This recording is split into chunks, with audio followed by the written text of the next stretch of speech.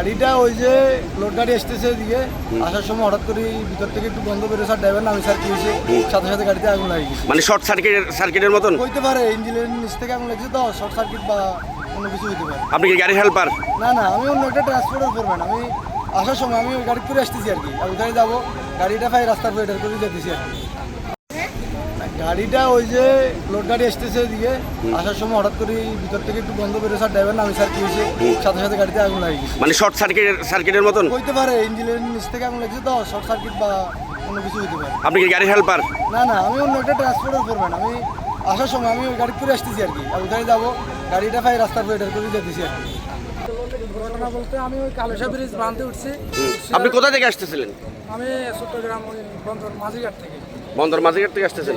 আচ্ছা, তারপরে বলেন এটা কার গাড়ি?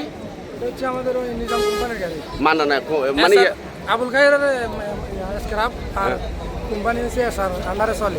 আচ্ছা, তো কি হয়েছিল একটু জোরে বলেন, হ্যাঁ একটু বলেন। হয়েছিল কালুসা ব্রিজ উঠছিলাম, উঠার পরে গন্ধ লাগে না, নামছে দেখেছি আগুন হচ্ছে। মানে আগুনটা কিসের জন্য হয়েছে একটু সন্দেহ করছেন আপনি, কি কারণে হইতে পারে? গন্ধ লাগতেছে, আবার আমি ওয়ারিং হর্ন বাজা চাইতেছি, হয়তো ওয়ারিং এ গন্ধ তার ইয়ে হয়ে যায় না অনেক সময়, তো এটা চেক করার জন্য গাড়ি থামাই নামছি, দেখেছি আগুন ধরে গেছে।